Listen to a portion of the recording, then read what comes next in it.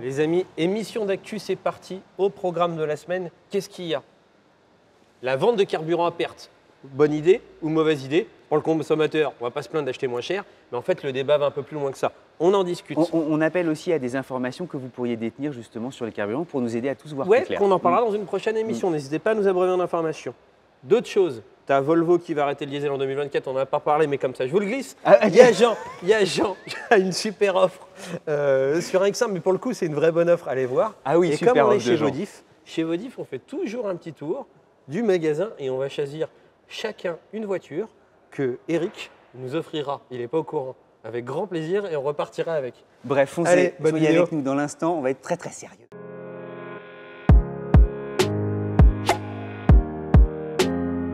Eh bien, bienvenue à tous les amis. Aujourd'hui, séquence rugby. Est-ce que le Tonga a bien joué hier contre l'Afrique du Sud? Ah, je ne sais rien suivi. Journal d'actualité évidemment, avec un sacré sujet. Puis délocalisé, on est chez nos amis de Vodif. Nos seconds bureaux, ceux qu'on aime. Donc en général, si on est chez entourés de Vodif, bagnoles. c'est qu'on est venu tourner une Twingo de 93. Vert pomme. Et ça, on ne vous dit que ça. Vous allez voir des sièges bariolés à petit Prince- peu au vent. Principale actu On est de la des connards aujourd'hui. Eh, eh, ouais, c'était qu'aujourd'hui. Principale actu de la semaine. Vente à perte des carburants. Vraie bonne idée ou fausse bonne idée, c'est ce que vous avez vu sur la vignette. En tout cas, tout le monde en parle. C'est l'actualité de la semaine. Bonne idée, j'ai envie de dire, quand tu es consommateur, il faudrait être idiot pour dire « Ah non, moi j'ai pas envie d'acheter un truc moins cher ». Dites-nous si vous auriez envie quand même. Ouais. Donc d'un point de vue consommateur, déjà c'est une bonne idée. Par contre, est-ce que d'un point de vue, quand tu prends un peu de hauteur et que tu vas un peu à contre-courant des choses, est-ce que c'est une si bonne idée que ça? Nous, on n'a pas d'avis. Le but, c'est qu'on en débatte entre nous. Mais la Donnez-nous votre viabilité avis dans les économique commentaires. est justement en débat, notamment auprès des distributeurs, grandes surfaces Oui. ou stations-service. Donc samedi dernier, pour que les gens situent, tout le monde a su l'activité, mais ceux qui ne sont pas au courant, Elisabeth Borne a annoncé samedi dernier que la vente à perte sur les carburants était autorisée. Vente à perte qui est censée être illégale en France. Sur tous les autres produits, il est interdit en France de vendre un produit à perte. On va peut-être être didactique pour ceux qui ne savent pas ce que c'est que la vente à perte. C'est autrement dit, tu vas revendre un produit Acheter moins 10 à 9. cher que tu n'as acheté. C'est Ou qui- interdit en Ou France. qui t'a coûté à produire. Exactement. Dans d'autres pays, c'est autorisé. Tout à fait. Hein. Et ce qui est rigolo et ce qui interpelle un petit peu, c'est qu'en fait, ça te donne un peu. On vit dans des périodes d'inflation, le pouvoir d'achat est difficile pour tout le monde, et tu as l'impression, ça paraît un peu une mesure démagogique. Moi, c'est l'impression que ça me donne, et dites-moi en commentaire, on est très ouvert à voir. On n'a pas de. On va pas trancher, on va pas dire c'est bon, on n'est personne pour dire. Mais par contre, on lance un débat. On a au moins la légitimité pour dire, on peut en discuter entre nous. Non, mais il y a la légitimité aussi entrepreneuriale, qui est de Oui, dire mais- économiquement. Mais surtout, ce qui interpelle, c'est sur le carburant. C'est déjà c'est l'État donne la patate chaude aux entreprises. C'est-à-dire qu'en fait, les prix augmentent et l'État dit aux entreprises, Débrouillez-vous. débrouillez-vous. Donc déjà, ça interpelle un peu. Donc pourquoi sur le carburant et pourquoi pas sur le lait? Ça pourrait créer des précédents sur Pourquoi d'autres sur le produits. carburant et pourquoi pas sur le blé? Hmm. Parce qu'en fait, c'est plus facile d'aller sur le carburant, parce que Total, qui engrange des profits à milliards et à milliards, le gouvernement sait très bien d'un point de vue démagogique que c'est plus facile d'aller taper sur le méchant Total qui gagne beaucoup de sous que d'aller taper sur la petite, Oui, qui incarne une le sorte petit d'oncle conglomérat Picsou, laitier ouais. qui gagne. Et moi, ça, je trouve que c'est un peu Mm. Je suis un peu mal à l'aise avec le... Le débat portait, on se disait, mais les grandes surfaces, elles, a priori, vont justement accepter en se disant, on va récupérer un certain nombre de clients. Nous, la vente à perte, on compensera justement ces pertes parce que le magasin à côté, notre activité principale, c'est évidemment la grande surface. Ça nous fera ni chaud ni froid. Et en plus, on engrangera quelques En fait, clients. ça servira d'un produit d'appel. Ce que les gens peuvent se dire, c'est qu'en fait, tu fais venir, sous prétexte de prix de carburant bas, dans ta grande surface, les gens qui vont aller faire ensuite leurs courses chez le Ce Leclerc. qui se passe déjà d'ores et déjà, puisque les prix, généralement, dans les grandes surfaces Sont moins chers. un tout petit peu inférieurs à ce qui... Et alors, les grandes surfaces n'ont pas réagi dans ce sens-là. Alors peut-être que d'ici qu'on mettra la vidéo, ça aura changé, mais a priori, ils ont fait une espèce de réunion ensemble où ils se sont dit non, on ne vendra pas à perte. Donc ce qui interpelle à nouveau, c'est de se dire, l'État a pris une décision en disant OK pour vendre à perte, mais elle n'a pas consulté les acteurs en disant si on dit ça, est-ce que vous allez réellement vendre à perte? Parce que Total a dit, qui est un des plus gros pourvoyeurs d'essence en France, a dit on ne vendra pas à perte, mais on gardera le plafond, donc ce qui est déjà bien. Et les grandes surfaces ont dit, nous, on ne vendra pas à perte. Donc en fait, l'État a fait tout un barouf et les acteurs, a priori, ne suivent pas. Donc ce qui interpelle, et je ne suis pas dans le secret des lieux et j'ai peut-être mal suivi le sujet, mais pourquoi l'État n'a pas été, avant de prendre cette mesure, à réunir tous les acteurs en disant, on va passer cette mesure-là, vous suivez pas. Parce que ça fait vraiment, je te donne la patate chaude et c'est toi qui portes la responsabilité du pouvoir d'achat des Français. Le but d'une entreprise, c'est de gagner de l'argent. On avait cru entendre que justement, tu sais, les grandes surfaces s'étaient dit, bah, écoutez, nous, oui, on veut bien y aller, mais il n'y a pas eu en fait une sorte d'accord, même gentleman agreement entre tout le monde. J'ai peut-être mal suivi, mais les dernières infos que j'ai vues, c'est qu'ils ont disconté entre eux, ils ont dit non, on n'ira pas. En tout cas, ce qui est sûr, c'est qu'effectivement, le coût des carburants a augmenté et devient véritablement gênant. On a la fameuse barrière symbolique des 2 € le litre qui est parfois franchie selon les stations-service. Alors, ça touche tout le monde, hein, puisque l'Amérique du Nord, qui était en partie épargnée, regardez, nous, on a un gros voyage là qui se prépare. On se disait, c'est cool, on va pouvoir faire le plein. À pas cher. À pas cher. Et bien en fait, on regardait, on faisait nos prévisions de budget, on était à 1,90 le litre. Ils sont quasiment chez. C'est un peu pas pareil. Dites-nous en commentaire. Ça dépend selon les Américains. Toi, t'en penses quoi? Qu'est-ce que ça te. Moi, j'ai du mal à me positionner à chaud. C'est toi qui as travaillé le sujet. Il se mouille pas. Non mais si tu veux, j'entendais. J'étais surpris qu'on puisse tout à coup remettre en cause un principe économique et juridique fondamental en droit français qui était interdiction de la vente à perte. Oui. Et tout à coup, on disait ok, il y a une dérogation. Mais pour quelle raison? Et on l'entend très bien, effectivement, la vie chère, et il faut des amortisseurs. Il n'y a même pas de débat. Et pourquoi l'entreprise la porterait? Après, c'est tout le. Bienvenue dans la politique économique d'un pays, bienvenue dans les relations entre. On n'a pas de. Moi, j'ai du mal à me faire une opinion tranchée. Je suis d'un point de vue consommateur, je suis content de payer moins cher. Mais d'un point de vue prise de décision politique, je trouve ça curieux. Dites-moi en commentaire ce que vous en pensez. On a ouvert le sujet. Il faut être factuel, il faut être économique. Il n'y a pas du tout de je sais qu'il y a des gens à Bercy qui nous regardent. Ouais. Voilà. Peut-être qu'eux ont des informations, peut-être qu'ils peuvent mettre en perspective en disant notamment sur la découpe du prix, tu sais, d'un litre de carburant. Ce qui revient justement à l'État sous forme de différentes taxes, ce qui revient aux distributeurs, pour qu'on ait une analyse toute simple. Bah, si quelqu'un d'ailleurs veut venir du gouvernement, voilà, nous expliquer, voilà, ou même chez Total Énergie. On l'accueillera avec plaisir et bienveillance. Ou Édouard, Leclerc, enfin, tu vois, il n'y a aucun problème. Au contraire, mais qu'on ait une découpe juste. Nous, on sait combien coûtent nos produits lorsqu'on les vend chez Saint-Borne. Tu vois, de la même manière, voilà, pour le litre d'essence, comment ça se passe. Et puis après, on aura une vue plus juste des choses. On enchaîne? On enchaîne, cool chaîne, comme dirait que voilà, c'était ta petite phrase. On va continuer dans l'économie. En août de cette année, les électriques sur le marché européen ont pour la première fois franchi la barre des 20% de part de marché. Les 100% électriques. Pour la première fois, ont franchi la barre des 20% de part de marché. C'est énorme. C'est passé devant le diesel. C'est passé devant le diesel. L'essence représente encore, c'est sur le marché européen, 39%. Et les hybrides sont à 24%.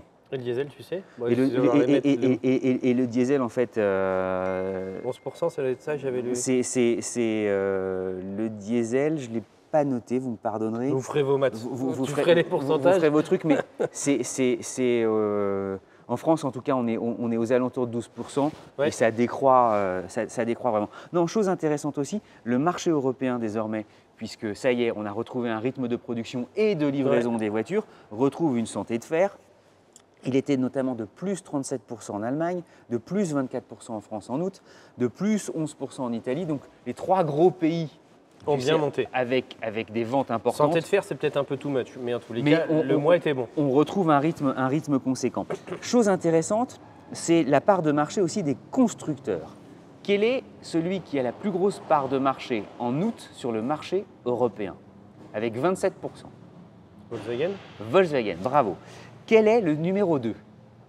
Alors, on parle en groupe. Quand on dit Volkswagen, c'est le groupe avec toutes ses marques. Donne-moi une seconde, je suis encore en train de me congratuler d'avoir trouvé le premier. Donc, c'est 27% Volkswagen, encore une fois, avec toutes ses marques, Audi et tutti quanti. Deuxième, Peugeot. Stellantis.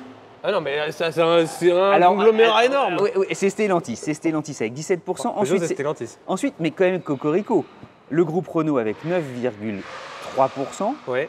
donc c'est quand même intéressant. À noter que le quatrième, alors, à noter quand même la bonne performance, même l'incroyable performance d'un Simca. groupe Talbot. Tesla. Oui. C'est quand même incroyable, Oui. tu vois. Et alors Tesla devance. Ensuite, si on fait on catégorise marque par marque, Tesla est quand même devant Fiat, devant Citroën, devant Seat, devant Ford. Oui, Tesla, c'est impressionnant. Des acteurs Et- majeurs, tu vois. Et la Tesla Model 2 n'est pas encore arrivée. Et resituons-nous, on nous aurait dit par exemple, tu vois, je sais pas, il y a, allez, 10 ans. 10 ans, les gars, vous verrez, vous ferez une émission dans laquelle vous parlerez d'un Tesla, ouais. constructeur inconnu qui s'appelle Tesla Cédric Et a interviewé Elon Musk en son temps. en son temps. À l'époque, En son temps. Elon Et- se rappelle toujours. Hein, depuis, et- on n'arrête pas de lui refuser des interviews. Bah, Non, il désolé, vient de nous laisser sur 100 bornes. il vient de nous laisser un SMS, il dit quand est-ce que je peux passer chez vous. Mais non, on en parlera peut-être un jour et tout ça, mais un personnage incroyable, incroyablement décidé et d'une liberté sans borne. D'une unité sans borne, ce sera le titre de notre interview. Elon, si tu nous regardes, on t'embrasse. Euh, Michel aussi. Deux petits. je peux encore- bien sûr, vas-y, pardon. VinFast. VinFast a vendu 11 300 véhicules pour le moment dans le monde. C'est introduit en bourse à un prix très haut, cote à un prix très bas aujourd'hui, parce que l'action, moi j'aime pas spéculer, mais j'ai pas eu le courage de le faire, mais j'aurais bien aimé. Peut-être qu'on peut dire que pour ceux qui découvrent VinFast, constructeur vietnamien. Et pas thaïlandais. Et, Fais pas l'erreur, hein. Si tu l'as déjà fait une fois, ça commence à bien faire tes bêtises. donc, un constructeur et en fait, qui nous vient en droite ligne d'Asie. Et moi, j'ai jamais vu de voiture VinFast, donc je n'ai ni d'avis bon ni d'avis mauvais. C'est dommage qu'on J'ai- avait fait une formidable vidéo au Salon de l'Automobile. Oui, qui était notre meilleure vidéo, qui était vraiment de l'analyse très fine. Ça, c'est une porte, ça, c'est un autoradio.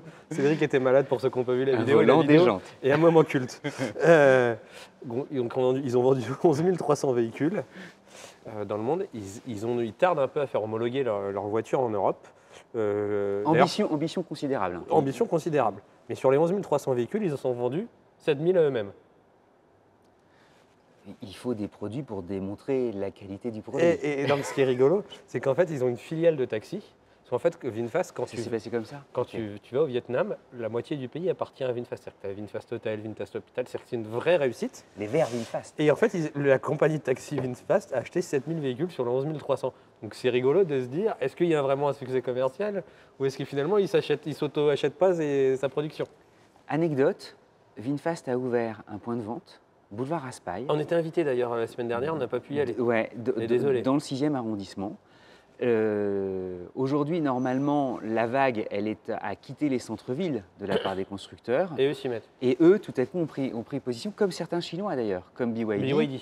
qui est en plein centre de Paris, à quelques pas, j'allais dire même, De de l'hôtel Châtelet. de ville. Oui. Ils peuvent faire coucou à Hidalgo. Et tu sens que eux, Tu dois pour adorer. eux, non mais, il y a aucune... on y va. Et en tout cas, ça sourit à BYD. En parlant d'automobile, évidemment, il y a le salon automobile de Lyon, bientôt. Vous aurez peut-être la chance d'y aller. Nous, on n'aura pas la chance, malheureusement. Non, on a d'autres choses à faire, mais qui sont chouettes. Vous verrez bientôt la diffusion. Et c'est un salon intéressant parce que, d'abord, il n'y a pas le salon de Paris cette année, et il réunit quand même énormément de constructeurs automobiles. C'est moins un salon grandiloquent tel qu'on peut les avoir connus, mais il y a beaucoup, normalement, de nouveautés. Donc allez-y, enfin nouveautés qui ont été dévoilées à Munich et tout ça, mais pour ceux qui veulent se faire Il y a plaisir... beaucoup de nouveautés pas nouvelles, c'est ce que tu es en train de nous dire.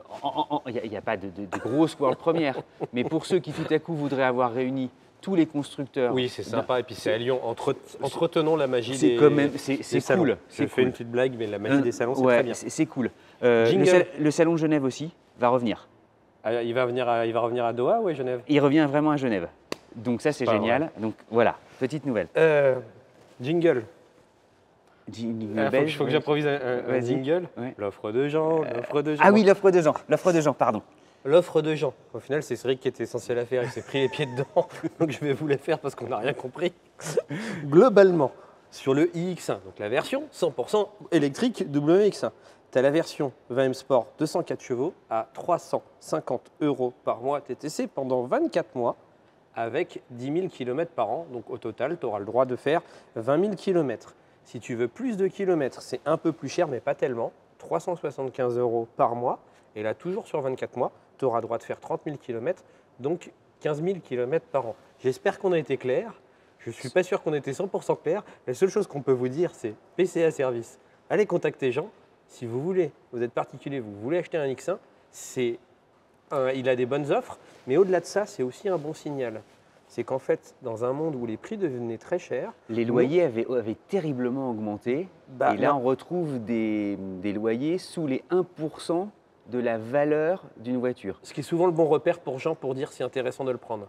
Et aujourd'hui, les loyers avaient augmenté, parfois avaient doublé par rapport à ce qu'on connaissait il y a 2 ans. Sur ce modèle-là, tu étais plutôt à 50%, voire le double que ce qui est le prix affiché là. C'est pour ça que Jean nous en a fait part. En disant, là, il y a une affaire à prendre. Et les bons signaux aussi. Parce que là, c'est vraiment… 375 € un BMW X1, c'est quand même… c'est rare. C'est plutôt pas mal. Mais aussi, c'est aussi un bon signal de marché. C'est qu'en fait, je pense que les constructeurs, c'est fini un peu la crise de livraison, etc. Et là, mine de rien, ça devient plus dur de livrer. Et donc, du coup, la guerre des prix, à mon avis, va reprendre. Et ça, c'est un premier exemple. Et donc, la guerre des prix, c'est au bénéfice du consommateur parce qu'on va peut-être acheter nos voitures moins chères. Et c'est une offre qui s'adresse aux particuliers. Oui. Pas uniquement aux sociétés. Oui. Donc, Jean s'ouvre aussi aux particuliers, ce qui est une bonne nouvelle. Jean avait aussi une explication intéressante sur justement cette baisse de loyer. Oui. Elle est due aussi, on arrive en fin d'année. Et les constructeurs, tu as besoin d'avoir un bon bilan. Tu as un bon bilan et un bon bilan en fait environnemental vis-à-vis de l'Europe. Où tu peux tout à coup te faire éventuellement remonter les bretelles en disant… Ils vont pousser les hybrides et les électriques. Donc ils se disent… donc c'est le moment d'y aller. C'est calculé sur les immatriculations et sur tes ventes. Mais Jean, il nous manque, il n'est pas venu ce mois-ci sur les… il faut qu'il vienne. Ouais. Là, on était délocalisés. La semaine prochaine, on sera délocalisés, vous allez voir, ça ne m'étonne pas. La pour Jean, ce sera plusieurs. Ce sera une très grosse délocalisation la semaine prochaine. Ouais, soyez avec nous, ce sera une très très belle délocalisation. On finit, comme on est toujours chez Vodif, on va choisir chacun une voiture. On va choisir ce que nous offre Eric. Les belles voitures. Hop, le petit sceptre d'autocar. Hop, on est parti. C'est toujours… J'aime bien, je trouve que cette Audi A5 en finition S-Line vieillit vraiment super bien. Cabriolet. Parce qu'elle ne doit pas être toute jeune, elle doit être de 2018 ou un truc comme ça, non? Ah bah elle est super. De 2018. On court après Nicolas, qui arrête pas de bouger, viens, on le poursuit. Évidemment RS6. RS6, ça c'est toujours le Graal. Et là c'est noir, c'est noir. Ouais. Par contre, sur piqûre rouge, moi c'est ma favorite. Alors où est-ce qu'on va aller? Il y a des Porsche en voiture, parce que Vodif est quand même super spécialiste. Porsche. Audi. Il est beau le Macan comme ça. Toi, t'aimerais bien intérieur beige, non? Ah ouais, je l'aime bien. Puis alors, attends, encadrement chromé. Oh, ah bah il est nickel celui-là. Les jantes, je suis moins grand fan. Ouais, les jantes sont peut-être un peu trop, mais… Tu vois, moi je prendrais celui-là pour le coup. Si je devais acheter un Macan, enfin un autre Macan… Tu prendrais celui-là? Ça doit être un phase 2, j'imagine. En turbo, avec les jantes comme ça. La couleur, je trouve que ce gris lui va très bien. C'est un joli gris, Toit ouvrant, etc. Il est très lumineux. Il pétille. Ah, j'ai quand même ta voiture, je sais ce que tu vas prendre. Il y a 2 Vito là. J'appelle les Vito. Mais t'adores ça, hein? En fait, c'est pas que j'adore ça. C'est pas que j'adore ça, c'est qu'en fait, à conduire, c'est pour ceux qui n'ont jamais conduit, tu conduis très haut. Et en fait, tu as le volant très bas. Donc tu conduis comme ça et pour le dos, c'est assez agréable. Mais c'est vraiment des voitures sympas. Hein. C'est des familiales d'enfer. Pour partager les confidences, quand on vient ici, Eric et Olivier nous mettent à disposition un van Volkswagen et qu'effectivement, on en rigole parce que j'adore le conduire. Je vais juste regarder combien ça coûte. Parce que c'est quand même recherché. J'ai aucune idée du prix. Ben, ça vaut… Alors, tu as 7 places, 62 000 €, 65 000 km. Mais alors, quand tu as une grande famille… Je ne sais pas combien ça vaut neuf, ça. Pour se rendre compte de la décote. Dites-nous, parce que moi non plus, mais c'est des voitures absolument sympas. Bon allez, je vais te montrer quand même ce que… On va aller jusqu'au bout, c'est là où il y a… En fait, chez Vodif, le bout, c'est là où il y a les plus beaux joujoux. Q5 Audiman. Ouais, vachement bien, TFSI. Je m'y fais de plus en plus à cette… Au Macan non, Panamera. Par contre, je l'aime pas en berline, je l'aime quand je crois que c'est Gran Turismo en break. Oh. Une jolie AMG GT63S, c'est pas mal ça. avec évidemment la planche de Porsche bord. Boxster que j'adore, rouge, fausée, mais je la trouve très jolie. Un modèle T, donc un peu plus dépouillé, ça vaut quoi? 65 000 €. Mais de toute façon, on arrive devant la seule et unique. Jaune Racing. On est dans la porcherie. Ouais, sobrement signé 911. Tu sais que chez Porsche. Tu prends ça? Ah, moi je prends ça. Ok. Ah, moi je prends ça. Donc c'est quoi? C'est une 4S ou une S? C'est une jaune Racing en tout cas. Donc, Et Porsche 992 Carrera S que tu prends, 450 chevaux. 2019, 10 000 km, elle est neuve, 150 000 €. Eric, merci beaucoup. Hein, c'est Fréour, magnifique. ça s'écrit F-R-E-O-U-R pour la carte grise. Et j'adore quand c'est, tu sais, dans les feux, il y a un X-Sight. Tu vois, ça fait Ah oui, parce que ça t'as l'option Ouais. avec les... J'ai l'impression que ça a été signé par les X-Men. Et Tu l'intérieur est sympa. Tu vois, je trouve que finalement, les sièges tissus, sais. Ah ben là, ça c'est lui va bien. plutôt, ça lui va plutôt Et bien. ça rappelle la 911 classique. Et la 992 est plutôt bien réussie. Ah non, Bon, c'est cool. Hein. Bah, si tu prends ça, je vais prendre la verte. Et puis, et je sais pas si tu as noté, mais les ceintures jaunes. Regarde les ceintures jaunes. Ouais, c'est sympa. C'est Moi, top, du hein. coup, je prends la verte. Regarde. C'est moi, génial et moi- parce et qu'on moi, a par deux contre- couleurs Tu te rends totalement. compte, si on roulait avec deux voitures comme ça dans les rues, on se Ah ben là, t'es repéré. on s'est fait arrêter. Donc, par contre, moi, c'est une 4S. Ah, ils te mettent les prix neufs. Donc, moi, c'est un modèle de 2020 qui devait valoir 188 000 € neuf. Mais je pense que tu rajoutes 50 000 € de malus. Hélas, Et là, aujourd'hui, elle vaut 154. à laquelle tu rajoutes 1600 Le € coup de... de carte grise, mais de toute manière, tu as une économie De 80 à 100 000 évidemment. €. Par Bah, contre, je plus trouve que tes conséquente. jantes, je préfère tes jantes J'osais pas te le dire. non, Non, mais c'est vrai, et on est d'accord. Alain, il doit être d'accord aussi. Ça lui va vachement. Dites-nous, ça lui va vachement bien. Comme Et par ça. contre, j'ai pas de marquage à l'arrière. Tu Réanodisé. vois, moi, j'aurais bien aimé avoir le marquage à l'arrière.